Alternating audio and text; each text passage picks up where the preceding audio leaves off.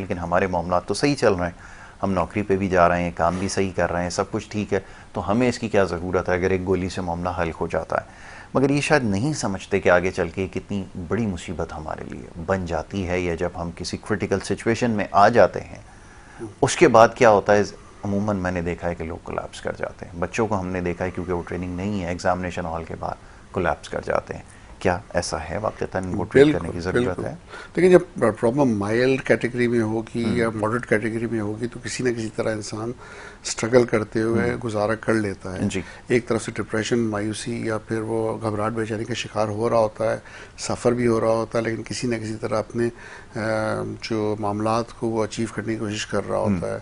कहता है यार पढ़ाई है तो पढ़ाई किसी न किसी तरह कर लूँ, अगर जो चीज़ 2 घंटे में हो सकती थी अच्छी कंसंट्रेशन फोकस के साथ, वो चीज़ें शायद 8 घंटे में हो रही, लेकिन वो एक्स्ट्रा टाइम लगा के वो चीज़ें कर लेता है। जी। लेकिन एंड में जब स्ट्रेस आता है, आपने बिल्कुल सही कहा, स्ट्रेस जो है ना वो फिर एक ट्रिगर है, वो आता है तो उसके बाद कोलैप्स होते हैं और वहीं पे आके एक्चुअली टेस्ट होता है कि वो इस काबिल है कि नहीं है बात। और फिर मैं इसकी जिम्मेदारी उस पर नहीं करूँगा पेशेंट पे, क्योंकि एंड ऑफ द डे वो जो है बीमार, कसूर तो बीमारी का है ना।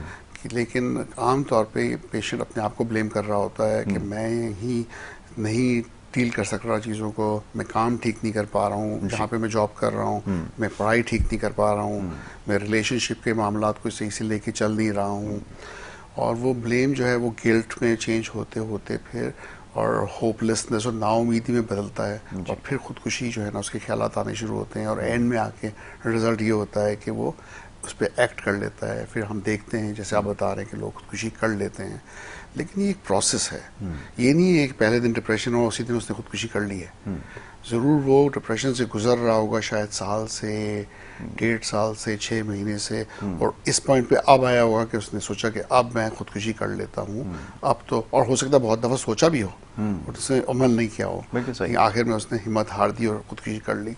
लेकिन मेरा कहने का पॉइंट ये है कि अगर वो 1 साल पहले या 1.5 साल पहले जब बीमारी शुरू हुई थी, बीमारी छोटी थी, उस वक्त आ जाता तो ठीक भी हो सकता था। इतने सालों तक वो सफ़र भी नहीं होता, वो अच्छा परफॉर्म कर रहा होता अपनी ज़िंदगी में किसी भी लेवल पे, चाहे वो पढ़ रहा हो, चाहे वो काम कर रहा हो या अच्छी रिलेशनशिप में हो, हर जगह पे अच्छी तरह परफॉर्म कर रहा होता, ज़िंदगी को एंजॉय कर रहा होता, उसकी ज़िंदगी का मकसद होता और वो उसको अचीव भी कर रहा होता। लेकिन एंड में क्या वो फेलियर बनता जाता है, और जितने ज़्यादा फेलियर्स आते रहते हैं उसकी ज़िंदगी में उतने ज़्यादा जो है ना वो और डिसअपॉइंटमेंट में जाता है, और परेशानी और स्ट्रेस में जाता है। प्रेशर का लोड बढ़ते बढ़ते बढ़ते पानी जो है ना नाक से ऊपर चले आता है, वो कहता है अब तो मैं डूब ही गया हूँ, मामला ख़त्म हो गया। बिल्कुल ठीक, बिल्कुल ऐसा ही।